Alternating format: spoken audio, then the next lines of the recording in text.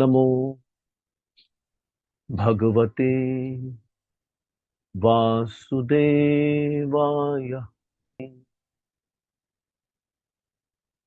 श्रीमद् भागवत स्कंद 1 अध्याय 3 श्लोक क्रमांक 20। भगवान के 16वें अवतार भगवान परशुराम की कथा का भाग 9। तो भगवान की कथा को हम महाभारत से ले रहे हैं।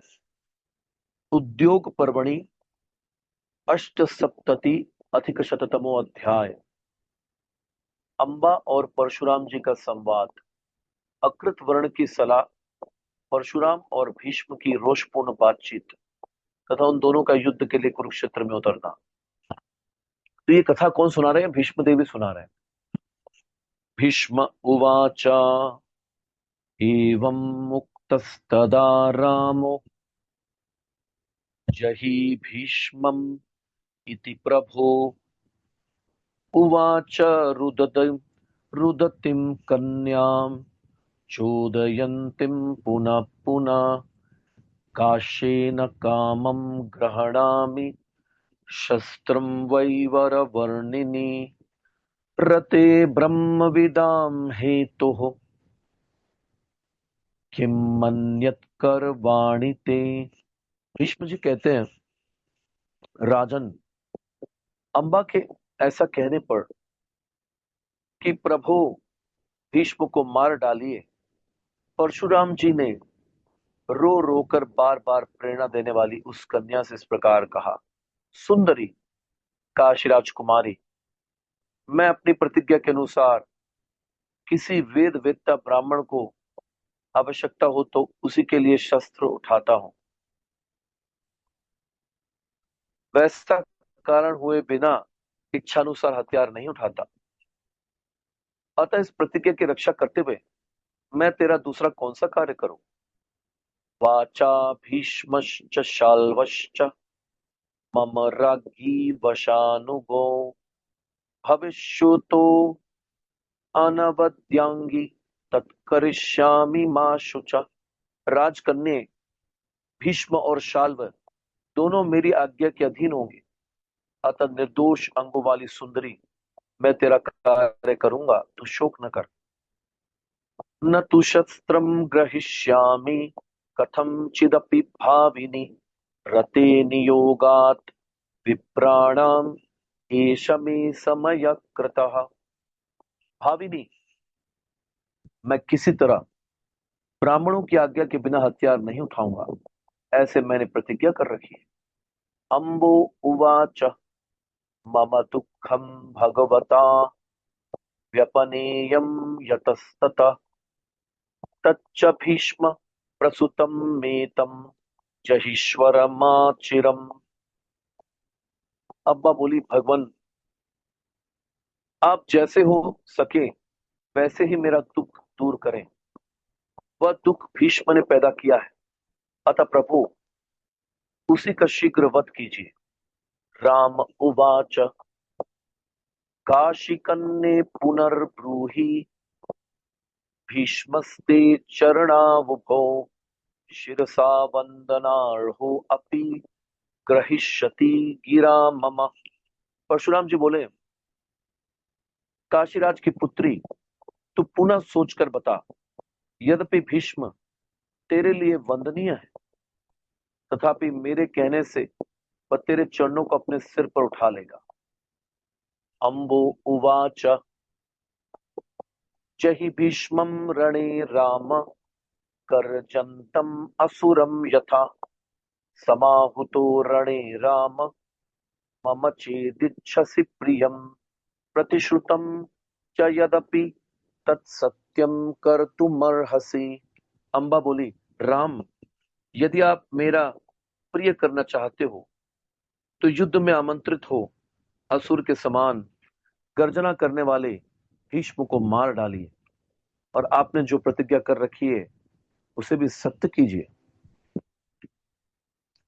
भीष्म उवाच तयो संवदतुरेवं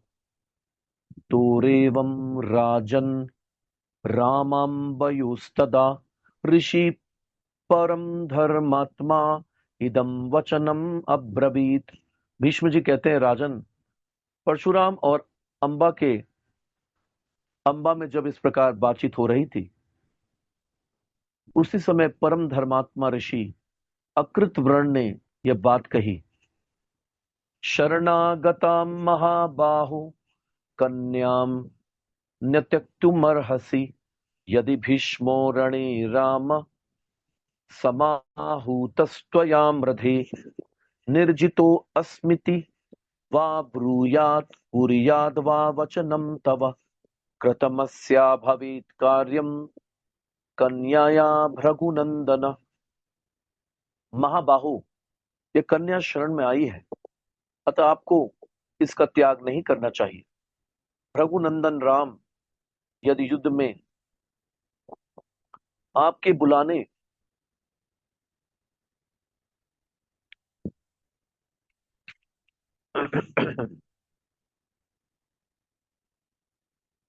ये कन्या आपकी शरण में आई है, अतः आपको इसका त्याग नहीं करना चाहिए। रघुनंदन राम, यदि युद्ध में आपके बुलाने पर भीष्म सामने आकर अपनी पराजय स्वीकार करे अथवा आपकी बात ही मान ले, तो इस कन्या का कार्य सिद्ध हो जाएगा।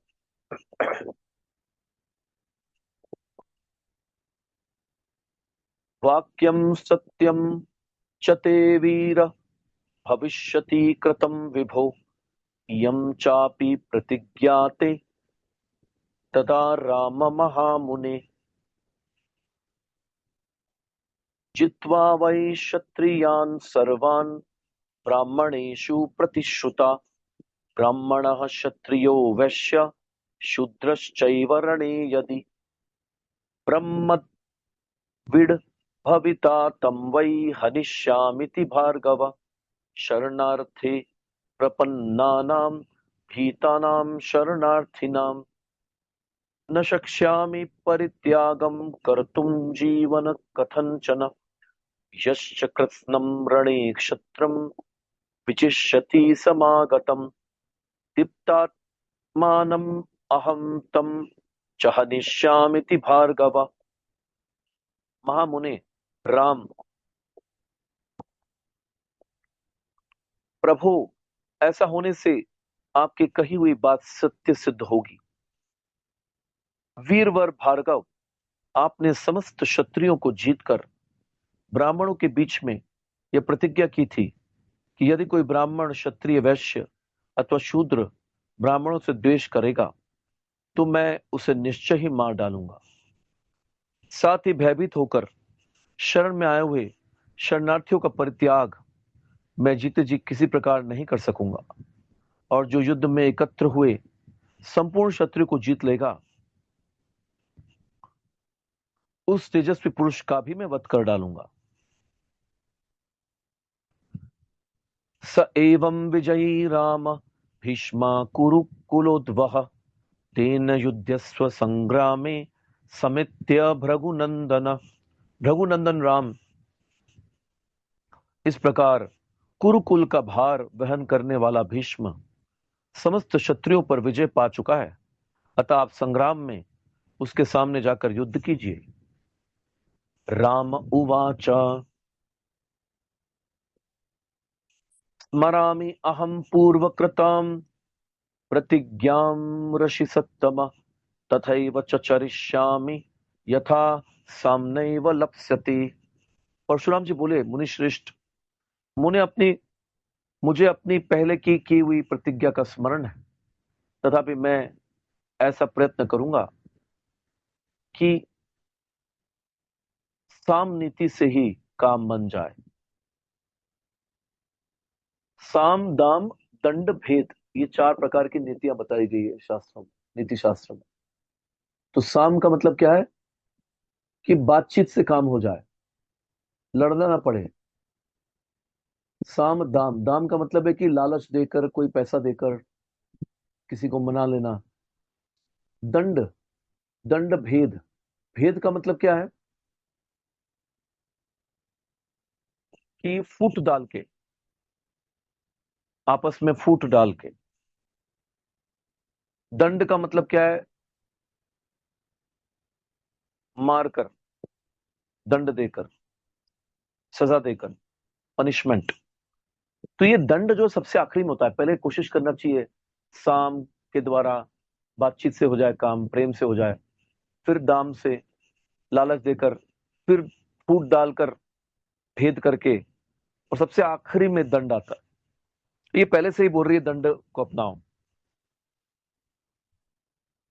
कार्यम एतन्महद ब्रह्मन काशी कन्या मनोगतम गमिष्यामि स्वयं तत्र कन्यामादाय यत्र सह। ब्रह्मन, काशीराज की कन्या के मन में जो ये कार्य है वह महान है। मैं उसकी सिद्धि के लिए इस कन्या को साथ लेकर स्वयं ही वहां जाऊंगा जहां भीष्म है। यदि भीष्मो रणश्लाघी न करिष्यति मे वच हनिष्यामि अनमुद्रिक्तमिति मे निश्चितिता। हनिष्यामि अनमुद्रिक्तमिति मे निश्चिता मति। यदि युद्ध की स्पृहा रखने वाला भीष्म मेरी बात नहीं मानेगा तो मैं उस अभिमानी को मार डालूंगा। यह मेरा निश्चित विचार है। न हि बाणामयोत्सृष्टा सज्जन्ति शरीरिणाम कायेषु विदितं तुभ्यं पुरा क्षत्रिय संगरे।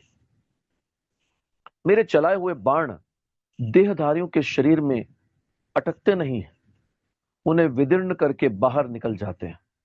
यह बात तुम्हें पूर्व काल में क्षत्रियों के साथ होने वाले युद्ध के समय ज्ञात हो चुकी है। एवं उक्त्वा ततो राम सहतैर्ब्रह्मवादिभिः प्रयाणाय मतिं कृत्वा समुक्तस्तो महातपा। ऐसे कहकर महातपस्वी परशुराम जी उन ब्रह्मवादी महर्षियों के साथ प्रस्थान करने का निश्चय करके उसके लिए उद्यत हो गए। ततस्तेताम उषित्वा तु रजनीम तत्र तापसा हुताग्नयो जप तप जप्याह प्रतस्थुर मज्जिघांसया। तत्पश्चात रात भर वहीं रहकर प्रातः काल संध्योपासन, गायत्री जप और अग्निहोत्र करके वे तपस्वी मुनि मेरा वध करने की इच्छा से उस आश्रम से चले। तो भीष्म पितामह ये कथा बता रहे हैं किस प्रकार से, तो ये सारा चर्चा करके परशुराम जी उन ब्रह्मवादी महर्षियों के साथ मेरा ही वध करने आए।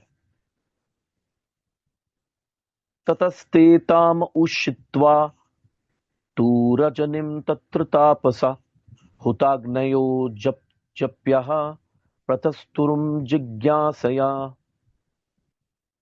अभ्यगच्छत् ततो रामः सहतैर्ब्रह्मवादिभिः कुरुक्षेत्रम महाराज कन्यया सह भारत।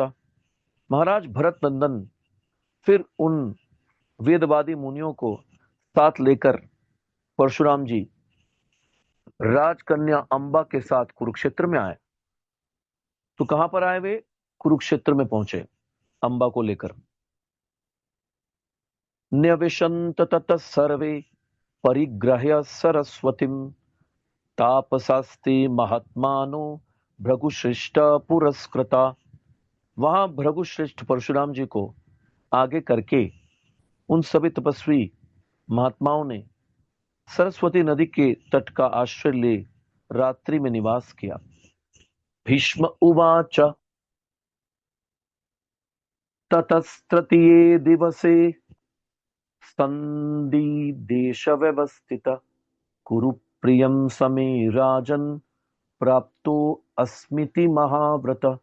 भीष्म जी कहते हैं तदनंतर तीसरे दिन हस्तिनापुर के बाहर एक स्थान पर ठहर कर महान व्रतधारी परशुराम जी ने मुझे संदेश दिया, राजन मैं यहां आया हूं, तुम मेरा प्रिय कार्य करो।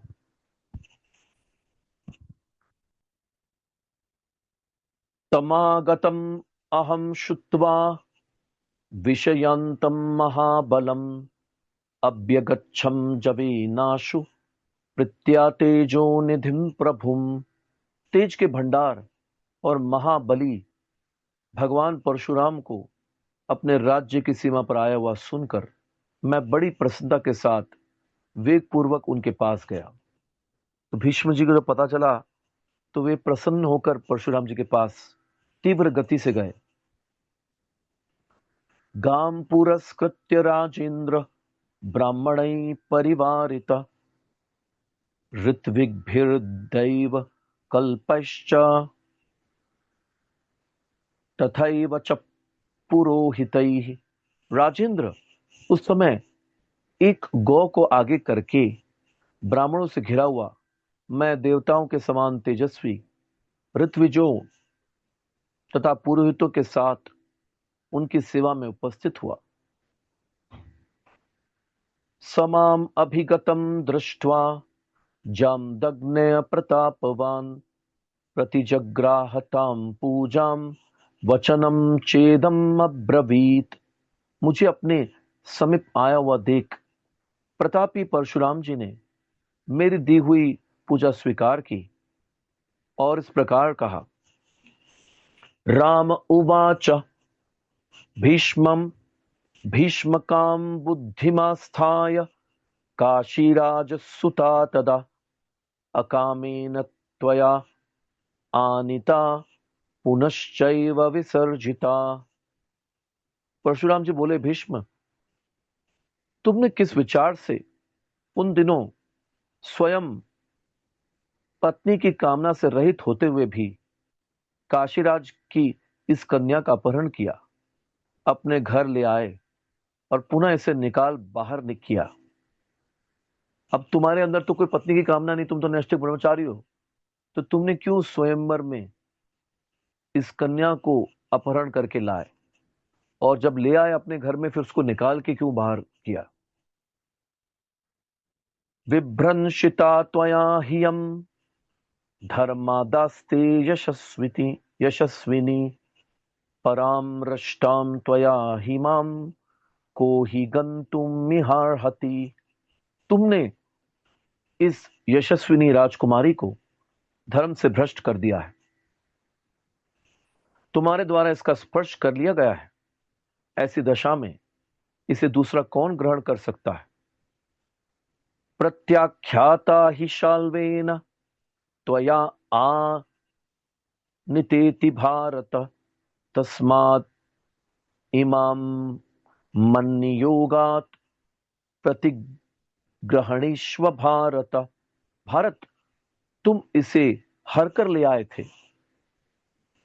इसी कारण से शाल्वराज ने इसके साथ विवाह करने से इनकार कर दिया, अतः अब तुम मेरी आज्ञा से इसे ग्रहण कर लो। अभी देखो, साम नीति से, प्रेम से परशुराम जी उनको समझा रहे हैं कि ये साम नीति का प्रयोग करके ये समझ जाए, लड़ना ना पड़े, दंड का जरूरत नहीं पड़े, दंड का विधान आखिरी में होता है। स्वधर्मम पुरुष व्याघ्र राजपुत्री लभत्वियम न युक्तस्त्वमानो अयम राज्ञाम कर्तुम त्वया नघ। पुरुष सिंह, तुम्हें ऐसा करना चाहिए जिससे इस राजकुमारी को स्वधर्म पालन का अवसर प्राप्त हो। अनघ, तुम्हें राजाओं का इस प्रकार अपमान करना उचित नहीं है। ततस्तम वै विमनस समुदीक्ष्याम अहम अथा ब्रुवम नाहम एनाम पुनर्दद्याम ब्रह्मन् भ्रात्रे कथम चन। तब मैंने परशुराम जी को उदास देखकर इस प्रकार कहा। अब भीष्म बता रहे हैं खुद ये कथा कि परशुराम जी को उदास देखकर मैंने इस प्रकार से कहा, ब्रह्मन, अब मैं इसका विवाह अपने भाई के साथ किसी प्रकार नहीं कर सकता। शालवस्याहम इति प्राह पुरा मामेव भार्गव मया चैवा अभ्यनुज्ञाता गते यम नगरम प्रति। भृगुनंदन, इसने पहले मुझसे ही आकर कहा कि मैं शाल्व की हूं। तब मैंने इसे जाने की आज्ञा दे दी और ये शाल्वराज के नगर को चली गई। न भयानापि अनुक्रोशानार्थलोभान्त काम्यया शास्त्रम धर्मम अहम जामिति मे व्रतम अहितम। मैं भय से, दया से, धन के लोभ से तथा और किसी कामना से भी सत्य धर्म का त्याग नहीं कर सकता। यह मेरा स्वीकार किया हुआ व्रत है। अथ माम अब्रवीत रामः क्रोध पर्याकुलेषुण न करिष्यसि चेदेतत् वाक्यं मे नरपुंगव हनिष्यामि सहाम आत्यम त्वाम मद्येति पुनः पुनः। तब यह सुनकर परशुराम जी के नेत्र में क्रोध का भाव व्याप्त हो गया और वे मुझसे इस प्रकार बोले, नर श्रेष्ठ, तुम यदि मेरी बात नहीं मानोगे तो आज मैं मंत्रियों सहित तुम्हें मार डालूंगा। इस बात को उन्होंने बार बार दोहराया।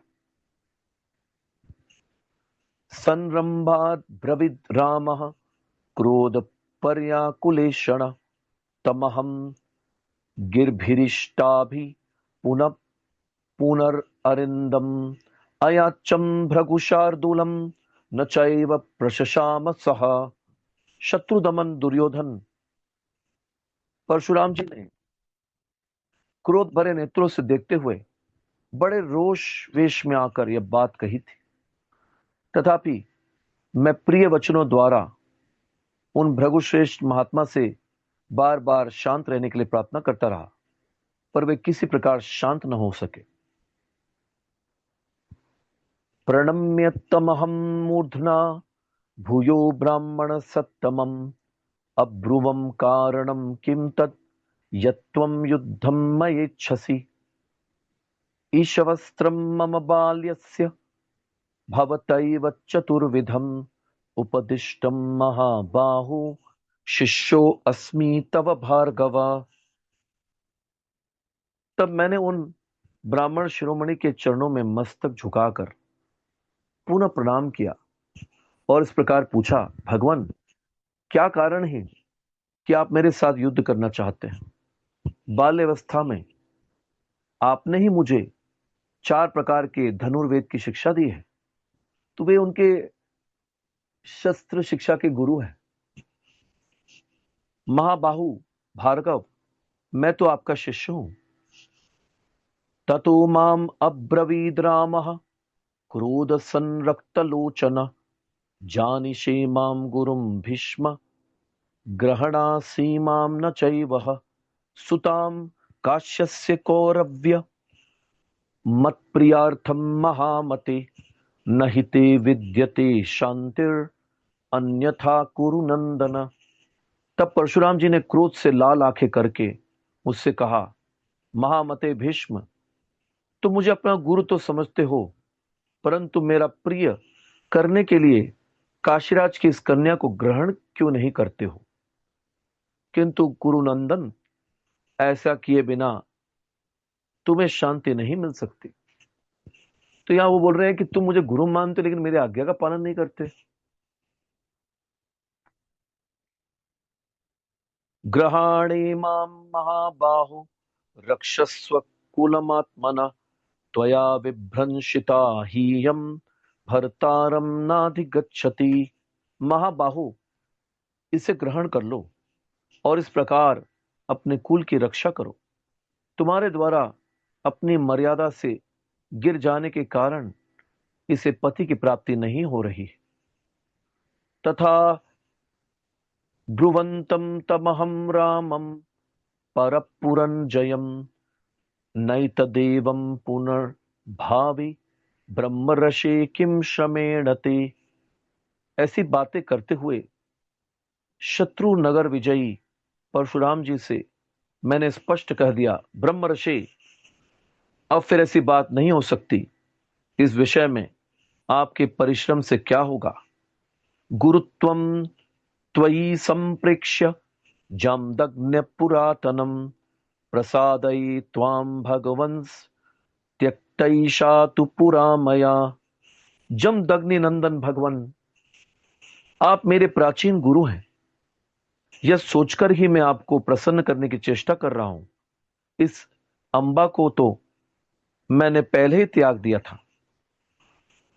को जातु पर भावाम हीनारिम व्यालिमिव स्थिताम वासयेद ग्रही जानन स्त्रीणाम दोषो महात्यय।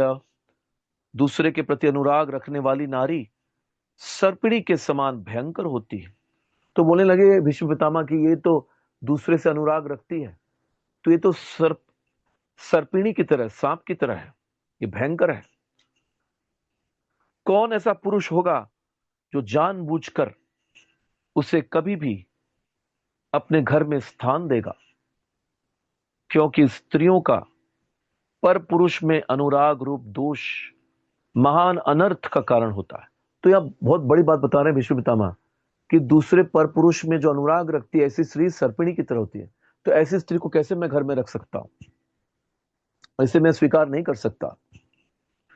न भयात वासवस्यापि धर्मम जहायम महाव्रत प्रसीद मावा यद्वाते कार्यम तत्कुरु माचिरम। महान व्रतधारी राम, मैं इंद्र के भी भय से धर्म का त्याग नहीं कर सकता। आप प्रसन्न हो या ना हो, आपको जो कुछ करना हो शीघ्र कर डालिए। तो भीष्म को परवाह नहीं थी कि गुरु महाराज उनके प्रसन्न हो या अप्रसन्न हो, पर उनको अपने व्रत की चिंता थी कि उनका व्रत न टूट जाए। उन्होंने व्रत लिया था, भीष्म व्रत, कि वे नैष्ठिक ब्रह्मचारी रहेंगे, और इस व्रत को पूरा करने के लिए वो गुरु से युद्ध करने के लिए वे तैयार थे। अयम चापि विशुद्धात्मन पुराणे श्रूयते विभो मरुत्तेन महाबुद्धे गीतश्लोको महात्मना गुरोरपि अवलिप्तस्य कार्याकार्यम अजानत उत्पत्प्रतिपन्नस्य परित्यागो विधीयते। तो कई लोगों को इससे गलत शिक्षा नहीं लेना चाहिए कि भीष्म पितामह इतने बड़े होकर भी उन्होंने अपने गुरु की अवज्ञा की। ये भीष्म पितामह जो है वे महाजन है, ये उनकी लीला है। कभी भी हमको महाजनों को इमिटेट नहीं करना चाहिए, उनको कॉपी नहीं करना चाहिए।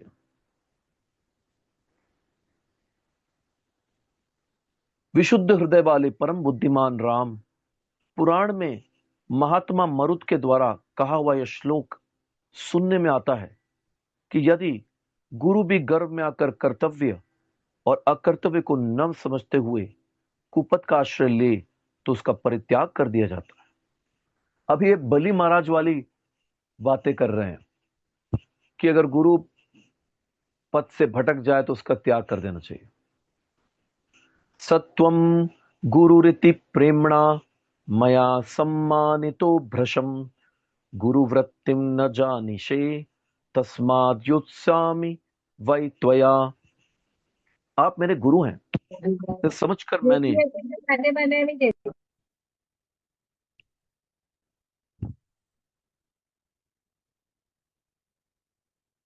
तो आप मेरे गुरु हैं ये समझकर मैंने प्रेम पूर्वक आपका अधिक से अधिक सम्मान किया है। परंतु आप गुरु का सब बर्ताव नहीं जानते, अतः मैं आपके साथ युद्ध करूंगा। गुरुम न हन्याम समरे ब्राह्मणम च विशेषतः विशेषतः तपोवृद्धम एवं शांतम मया तव। एक तो आप गुरु हैं, उसमें भी विशेषतः ब्राह्मण है। उस पर भी विशेष बात यह है कि आप तपस्या में बड़े चढ़े हैं, अतः आप जैसे पुरुष को मैं कैसे मार सकता हूं, यही सोचकर मैंने अब तक आपके तीक्ष्ण बर्ताव को चुपचाप सह लिया।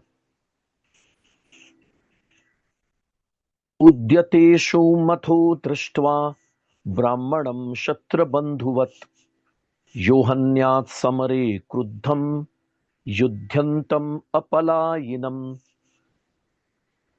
ब्रह्महत्या न तस्य स्यादिति धर्मेषु निश्चय क्षत्रियाणां स्थितो धर्मे क्षत्रियो अस्मि तपोधन। यदि ब्राह्मण भी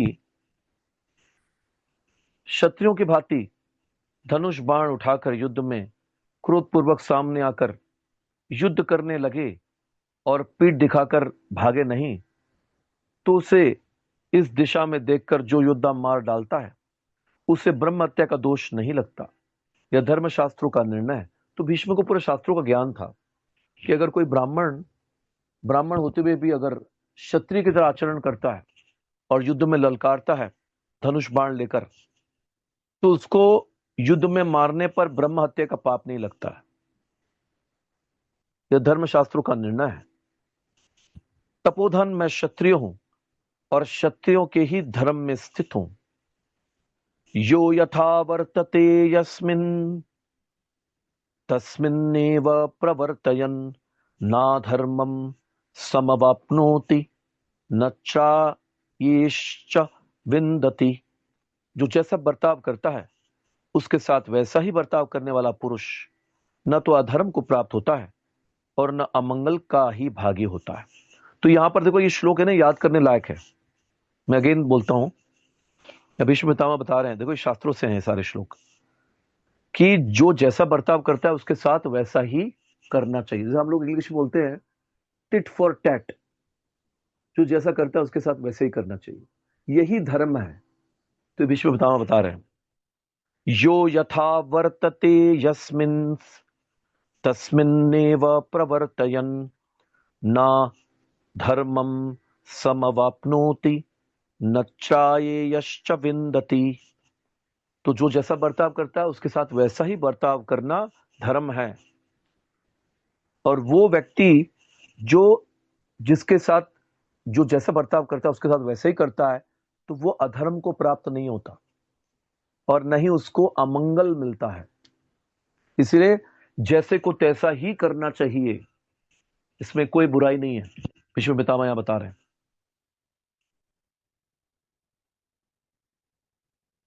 ऐसा नहीं है कि एक थप्पड़ कोई मार रहा है तो और गाल दे दो, और मारो थप्पड़। कोई हमारे घर पे आक्रमण कर रहा है, हमारी स्त्रियों के साथ में दुर्व्यवहार कर रहा है और आप चुपचाप बैठे रहो कि हाँ नहीं नहीं और करो, मैं तो अहिंसावादी हूं। नहीं, अधर्मी के साथ में उसको वैसे ही बर्ताव करना चाहिए, उसको रिप्लाई देना चाहिए, शांत नहीं बैठना। नहीं तो ये हिंसा को बढ़ावा देगा। अर्थे वा यदि वा धर्मे समर्थो देश कालवित अर्थ संशयमापन्न श्रेयानिह संशयो नर। अर्थ, लौकिक कृत्य और धर्म के विवेचन में कुशल तथा देश काल के तत्व को जानने वाला पुरुष यदि अर्थ के विषय में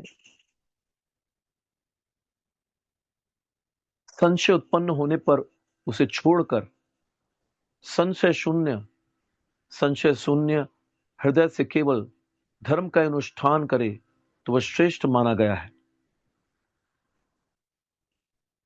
यस्मात् संशयिते अपि अर्थे अयथा अन्यायं प्रवर्तसे तस्माद् युत्स्यामि सहित त्वया राम महाहवि। राम, अंबा ग्रहण करने योग्य है या नहीं, यह संशयग्रस्त विषय है, तो भी आप इसे ग्रहण करने के लिए मुझसे न्यायोचित बर्ताव नहीं कर रहे, इसलिए महान समरांगण में आपके साथ युद्ध करूंगा। पश्य मे बाहुवीर्यं च विक्रमं चातिमानुषम् एवं गते अपि तु मया यच्छक्यं भृगुनन्दन तत्करिष्ये कुरुक्षेत्रे योतस्य विप्रत्वया सह द्वन्द्वे राम यथेष्टं मे सज्जी भव महाद्युते। आप उस समय मेरे बाहुबल और अलौकिक पराक्रम को देखिएगा। तो यहाँ पे भीष्म पितामह बता भी रहे हैं कि युद्ध करेंगे तब आपको पता चलेगा मेरे बाहुबल और पराक्रम का। भृगुनंदन, ऐसी स्थिति में भी मैं जो कुछ कर सकता हूं उसे अवश्य करूंगा। विप्रवर, मैं कुरुक्षेत्र में चलकर आपके साथ युद्ध करूंगा। महातेजस्वी राम, आप द्वंद्व युद्ध के लिए इच्छानुसार तैयारी कर लीजिए।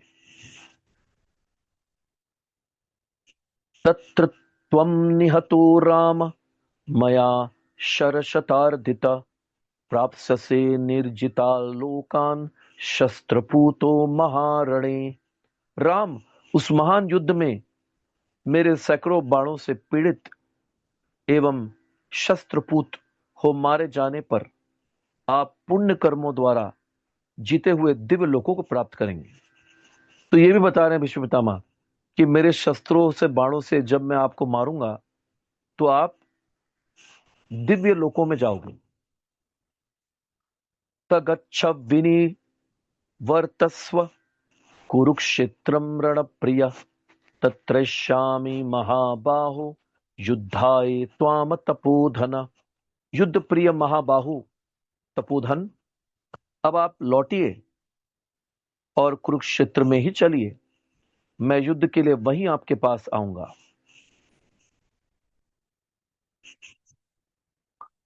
अपि यत्र त्वया राम कृतं शौचं पुरा पितु, तत्राहमपि हत्वा त्वां शौचं कर्तास्मि भार्गव। भृगुनंदन परशुराम, जहां पूर्व काल में अपने पिता को अंजलि दान देकर आपने आत्मशुद्धि का अनुभव किया है, वही मैं भी आपको मारकर आत्मशुद्धि करूंगा। तत्र राम समागच्छ त्वरितं युद्ध दुर्मद, व्यपनिष्यामि ते दर्पम पौराणम ब्राह्मण ब्रुव। ब्राह्मण कहलाने वाले रण दुर्मद राम, आप तुरंत कुरुक्षेत्र में पधारिए। मैं वहीं आकर आपके पुरातन दर्प का दलन करूंगा। यच्चापि कथसे राम बहुश परिषत्सु वै, निर्जिता क्षत्रिया लोके मैके नेति तच्छृणु। राम, आप जो बहुत बार बड़ी भरी सभाओं में अपनी प्रशंसा के लिए यह कहा करते हैं ना कि मैंने अकेले ही संसार के समस्त क्षत्रियों को जीत लिया था, तो उसका उत्तर सुन लीजिए। अब देखो, परशुराम जब ऐसा बोलते थे कि मैंने सारे क्षत्रियों को हराया, तो किसी की हिम्मत नहीं थी परशुराम को जवाब देने की।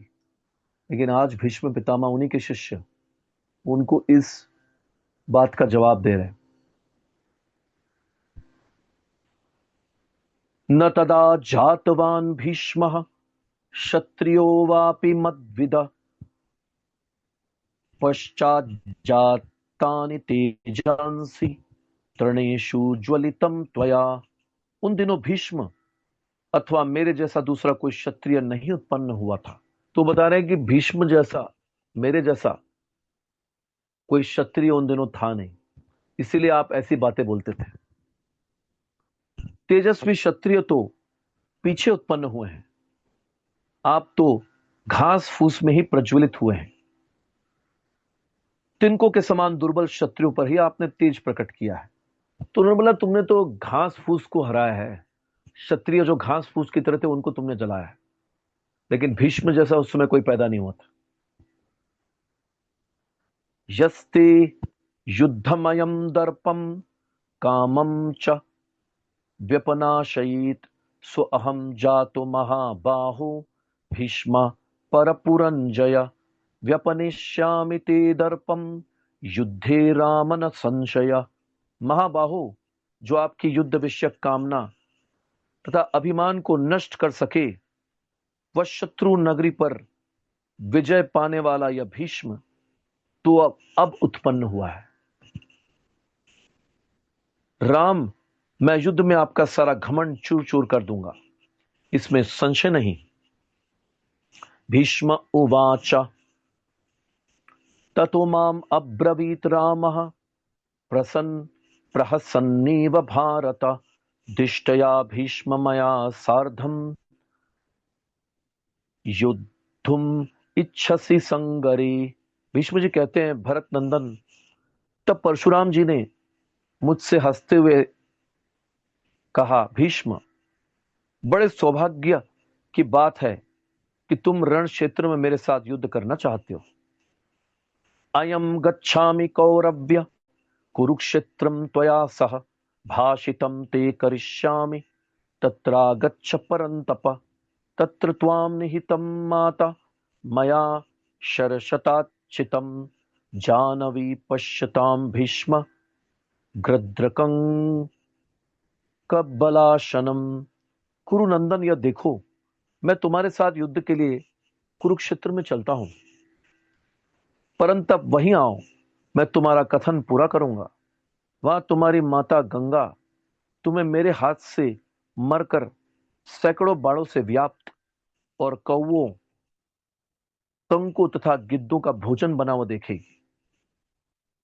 कृपणम त्वाम अभिप्रेक्ष्य सिद्धचारण सेविता मया विनिहतम देवी रोदताम अज्ञ पार्थिव।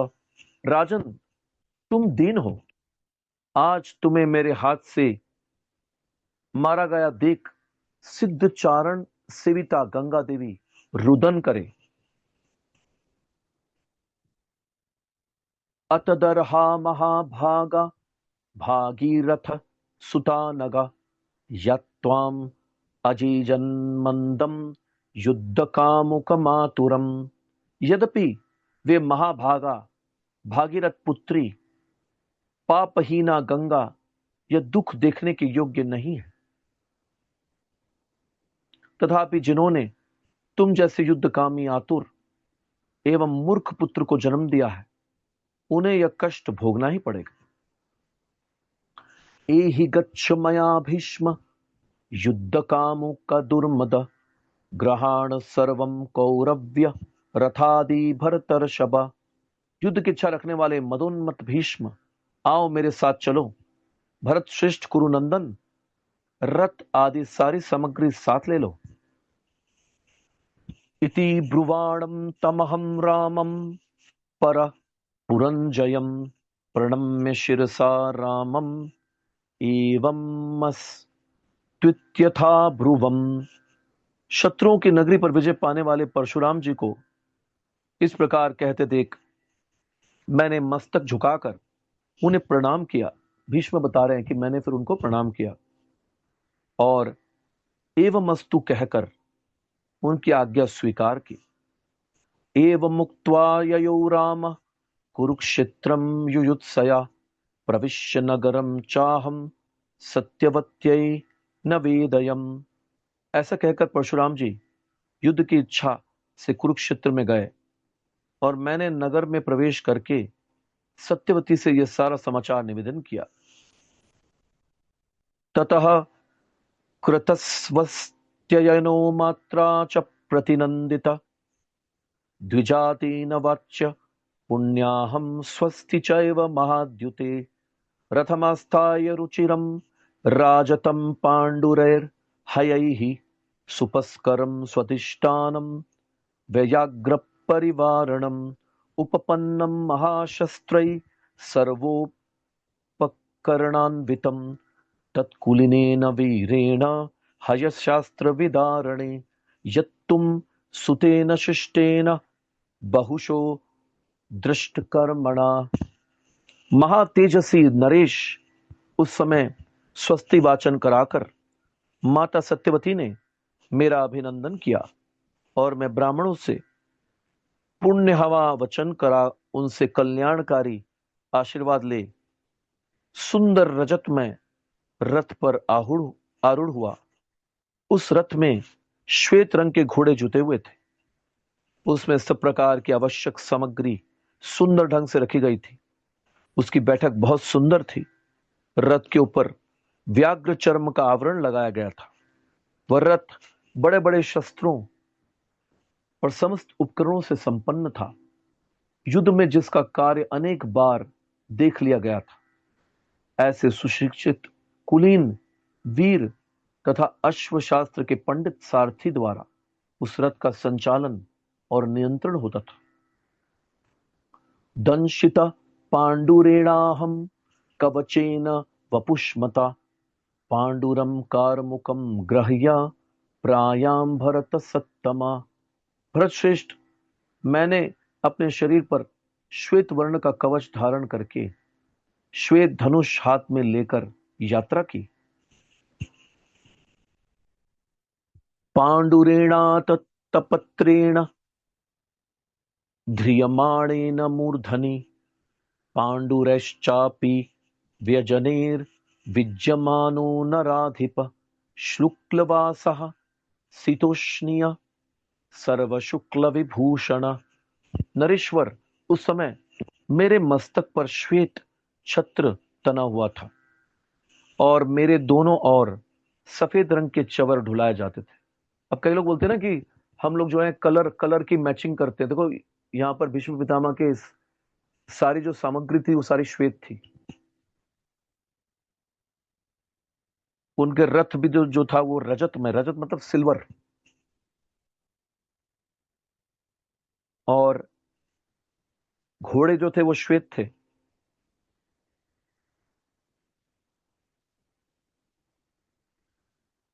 उनका जो बाण और वो सब था वो सभी श्वेत था। शरीर पर श्वेत कवच धारण किए थे और धनुष भी उनका श्वेत था। और उनका जो छत्र था, छत्र भी श्वेत रंग का था और दोनों ओर से सफेद रंग के चवर ढुलाए जाते थे और चवर भी थे सफेद रंग के। मेरे वस्त्र, मेरी पगड़ी और मेरे समस्त आभूषण श्वेत वर्ण के ही थे।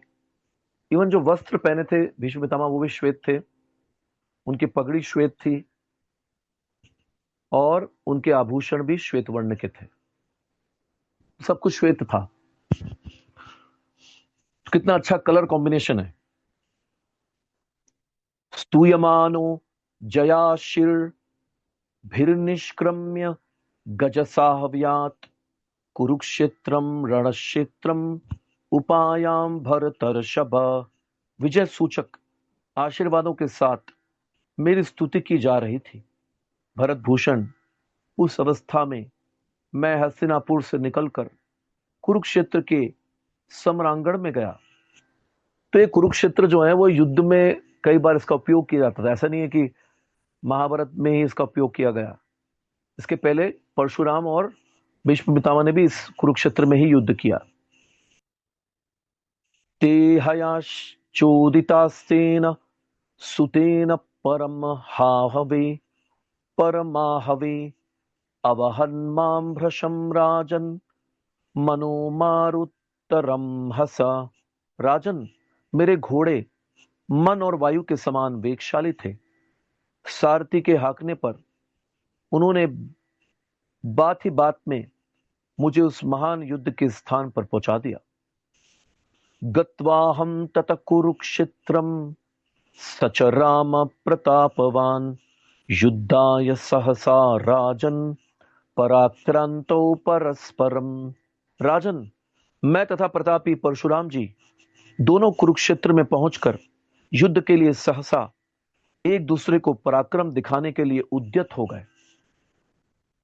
ततः संदर्शने अतिष्ठम रामस्याति तपस्विना प्रग्रह्य शंख प्रवरम तत प्राधमम उत्तमम। तदनंतर मैं अत्यंत तपस्वी परशुराम जी की दृष्टि के सामने खड़ा हुआ और अपने श्रेष्ठ शंख को हाथ में लेकर उसे जोर जोर से बजाने लगा। ततस्तत्र द्विजा राजन्स तापसाश्च वनौकस अपश्यन्तरणं दिव्यम देवासेन्द्र गणास्तदा। राजन, उस समय वहां बहुत से ब्राह्मण, वनवासी, तपस्वी तथा इंद्र सहित देवगण उस दिव्य युद्ध को देखने लगे। तो बड़े बड़े देवता भी अपने वायुयानों में वहां पर आए, और वे और कई कई ब्राह्मण वहां इकट्ठा होकर इस युद्ध को देख रहे थे। ततो दिव्यानि माल्यानि प्रादुरासंस्ततस्ततः वादित्राणि च दिव्यानि मेघवृंदानि चैव। तदनंतर वहां इधर उधर से दिव्य मालाएं प्रकट होने लगी और दिव्य वाद्य बज उठे। कई वाद्य बज रहे थे, कई मालाएं, वर मालाएं प्रकट हुई। साथ ही सब और मेघों की छटा छा गई, बादल भी छा गए वहां पर। ततस्ते तापसा सर्वे भार्गवस्यानुयायिन परीक्षका समपद्यंत परिवार्य रणाजिरम। तदनंतर परशुराम जी के साथ आए हुए वे सब तपस्वी उस संग्राम भूमि को सब ओर से घेर कर दर्शक बन गए। तो उनके साथ में कई ऋषि मुनि आए थे, तो वे सब दर्शक बनकर देखने लगे। ऐसा लग रहा था कि जैसे कोई बहुत बड़ा कंपटीशन हो रहा है और एक बड़ा स्टेज है जहां पर सारे दर्शक बैठकर देख रहे हैं। ततो माम अब्रवीत देवी सर्वभूत हितैषिणी माता स्वरूपिणी राजन किमिदम ते चिकीर्षितम। राजन, उस समय समस्त प्राणियों का हित चाहने वाली मेरी माता गंगा देवी स्वरूपतः प्रकट होकर बोली, बेटा यह तू क्या करना चाहता है? तो गंगा देवी जो है वो एक गंगा जल के रूप में भी है और उनका स्वरूप भी है एक स्त्री के रूप में। तो गंगा देवी भी वहां पर प्रकट हो गई अपने स्वरूप में, और वो पूछने लगी भीष्म पितामह से कि आप क्या कर रहे हो यहां पर? अब गत्वाहम जामदग्न्यम तु प्रयाश्चिष्ये कुरुद्वः भीष्मेण सह मायुत्सी शिष्येणेति पुनः पुनः। कुरुश्रेष्ठ, मैं स्वयं जाकर जमदग्नि नंदन परशुराम जी से बारंबार याचना करूंगी कि आप अपने शिष्य भीष्म के साथ युद्ध न कीजिए। तो गंगा देवी ने कहा भीष्म पितामह को कि मैं जाकर परशुराम जी को याचना करती हूं बार बार कि आप भीष्म से युद्ध न करें। वो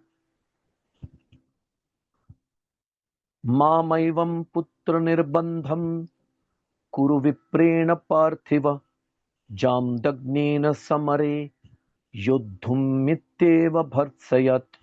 बेटा तू ऐसा आग्रह न कर, राजन विप्रवर जमदग्नि नंदन परशुराम के साथ समर भूमि में युद्ध करने का हट अच्छा नहीं। ऐसा कहकर वे डांट बताने लगी। किन्न वै क्षत्रिय हणो हर तुल्य पराक्रम विदिता पुत्र रामस्ते यतस्तम योद्धुम इच्छसि। अंत में वे फिर बोली, बेटा क्षत्रिय हंता परशुराम महादेव जी के समान पराक्रमी है, क्या तूने नहीं जानता जो उनके साथ युद्ध करना चाहता है? ततो अहम अब्रुवम देवीम अभिवाद्य कृतांजलि सर्वम तत्भरत श्रेष्ठ यथावृत्तम स्वयंवरे। तब मैंने हाथ जोड़कर गंगा देवी को प्रणाम किया और स्वयंवर में जैसी घटना घटित हुई थी वह सब वृतांत उनसे आद्योपांत कह सुनाया। तो पूरा स्टार्टिंग से लेके अंबा अंबिका अंबालिका का जो उन्होंने अपहरण किया था और उसके बाद में क्या क्या घटनाएं घटी, वो सारी घटनाएं भीष्म पितामह ने उनको सुना दी, माता गंगा को। यथा च रामो राजेन्द्र मया पूर्वं प्रचोदिता काशीराजसुतायाश्च यथा कर्म पुरातनम। राजेंद्र, मैंने परशुराम जी से पहले जो जो बातें कही थी तथा काशीराज की कन्या की जो पुरानी करतूतें थी उन सबको भी बता दिया। ततः सा रामम अभ्यित्य जननी में महानदी मदर्थम तम ऋषिम वीक्ष्य क्षमायामास भार्गवम। तत्पश्चात मेरी जन्मदायिनी माता गंगा ने भृगुनंदन परशुराम जी के पास जाकर मेरे लिए उनसे क्षमा मांगी। तो ये होती है माता जो अपने पुत्र के लिए क्षमा याचना भी मांगने के लिए तैयार हो जाती है, उसकी रक्षा करने के लिए। भीष्मेण सह मातयुत्सीः शिष्येणिति वचो अब्रवीत सचताम आह याचन्तीं भीष्मम् एव निवर्तय न च मे कुरुते कामम् इत्यहम तमुपागमम्। साथ ही यह भी कहा कि भीष्म आपका शिष्य है, अतः उसके साथ आप युद्ध न कीजिए। तब याचना करने वाली मेरी माता से परशुराम जी ने कहा, तुम पहले भीष्म को ही युद्ध से निवृत्त करो, वह मेरे इच्छानुसार कार्य नहीं कर रहा, इसीलिए मैंने उस पर चढ़ाई की है। वैशंपायन उवाच तथो गंगा सुतस्नेहात् भीष्मं पुनरूपगा पुनरूपागमत् न चास्याश् चाकरोद वाक्यम क्रोध पर्याकुलेषण।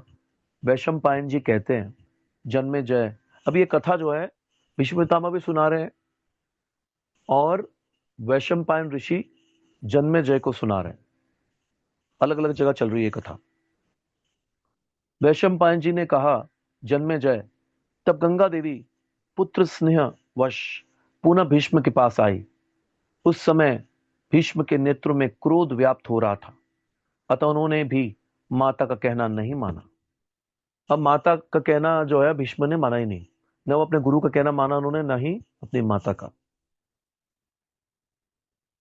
अथादृश्य धर्मात्मा भृगुश्रेष्ठो महातपा आहवयामास च तदा युद्धाय द्विज सत्तमा।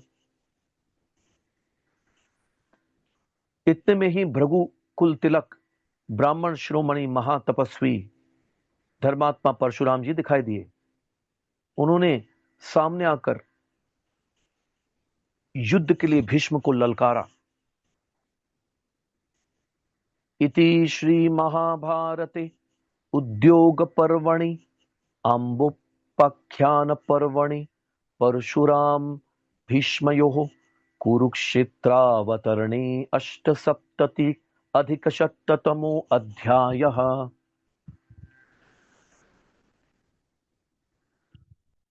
इसी प्रकार महाभारत उद्योग पर्व के अंतर्गत आम्बोपाख्यान पर्व में परशुराम और भीष्म का कुरुक्षेत्र में युद्ध के लिए अवतरण विषयक 178वां अध्याय पूरा हुआ।